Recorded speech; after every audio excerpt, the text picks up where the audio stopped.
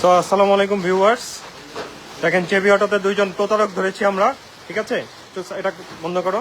দুইজন প্রতারক, এই যে এই হুজুর সাহেব এবং এই যে হুজুর সাহেব। একটু ভাই একটু একটু সোজা হন, সোজা হন, সোজা হন। যা তো হয়েছে, যা হওয়ার তা তো হয়েছেই। এই দুইজন প্রতারক সাহেব আসছেন, এসে আমাদেরকে এই যে মাদ্রাসার বাচ্চাদের কোমলমতি সন্তানদের ছবি দেখাচ্ছে। তা আপনারা জানেন যে আমরা মসজিদ, মাদ্রাসা এবং কেউ অসুস্থতার কথা বললে আমরা প্রচন্ড পরিমাণ আগ্রহ সহকারে অনুদান দেই এবং সবসময় পাশে থাকতে চেষ্টা করি, সহায়তা করি। ইভেন দো বিলাল ভাইয়ের নিজে একটা মাদ্রাসা উনি পরিচালনা করে।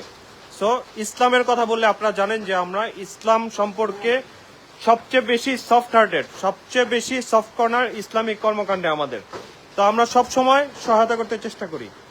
তো ওনাকে যখন এই মাদ্রাসার কথা বললো যে ছাদ ঢালাই এবং হচ্ছে বাচ্চাদের খাবারের জন্য টাকা দরকার, তো যখন এরকম এই যে জিনিসটা যখন আপনার লেমিনেটিং করা, তখন বিলাল ভাই সন্দেহ হলো যে লেমিনেটিং করা থাকা মানে হচ্ছে এটা একটা কন্টিনিউয়াস প্রসেস, এটা একটা কন্টিনিউয়াস প্রসেস। ভাই আমাকে বললো যে তুমি একটু ভেরিফাই করো। সো আমি এই মাদ্রাসার নাম দিয়ে গুগল ম্যাপে থেকে ঢুকে ওনার ফোন নাম্বার কালেক্ট করলাম।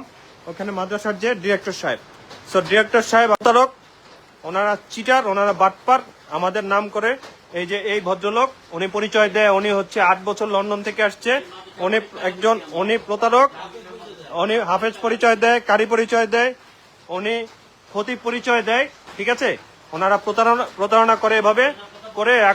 এখন এসে দেখেন, একটু আগে দেখেন, আমরা যেন লাইভটা না করি, ভাই একটু হোয়াটসঅ্যাপটা অন করেন তো, লাইভটা যেন না করি। দেখেন হোয়াটসঅ্যাপে ঢুকেন, আমি একটা পাঠাইছি, এই যে দেখেন হোয়াটসঅ্যাপে আমরা যেন লাইভ না করি, এই জন্য দেখেন বিলাল ভাইয়ের পায়ে ধরে বসে আছে, ঠিক আছে? বিলাল ভাইয়ের পায়ে ধরে বসে আছে যে প্লিজ লাইভ করেন না। হ্যাঁ, এই হচ্ছে অবস্থা। আমাকে মারেন, হ্যাঁ কি বলেছে, হ্যাঁ আমাকে মারেন, লাইভ করবেন না। এই যে দেখেন পায়ে ধরে বসে আছে। এদের কাজ হচ্ছে এরা মানুষের কাছে বিভিন্ন কোমলমতি বাচ্চাদের ছবি দেখিয়ে টাকা পয়সা তুলে আপনার এই টাকাগুলোকে আত্মসাৎ করে, এই টাকাগুলো জমা দেয় না। আপনারা ডোনেশন করার আগে, এরকম এই যে লেবাসধারী মানুষজনকে ডোনেশন করার আগে অবশ্যই ভেরিফাই করবেন। ইসলামের কথা বলে যখন বলা হয়, আমরা নিজেরাও রেডি হচ্ছিলাম যে 5,000 10,000 যা পারি। এই যে আমাদের একজন সম্মানিত ক্লায়েন্ট আছে, উনিও রেডি হচ্ছিল যে মানে ওনাদের কথা এমন মিষ্টি সুন্দর যে আমরা রেডি হচ্ছিলাম যে 5-10 হাজার টাকা দিব ওনাদেরকে। বাট তারপরে যখন আমরা ভেরিফাই করলাম, দেখলাম যে এই সিচুয়েশন।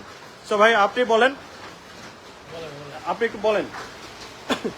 একটু বলেন কি অবস্থা? আমরা এই অবস্থা, হ্যাঁ বলেন।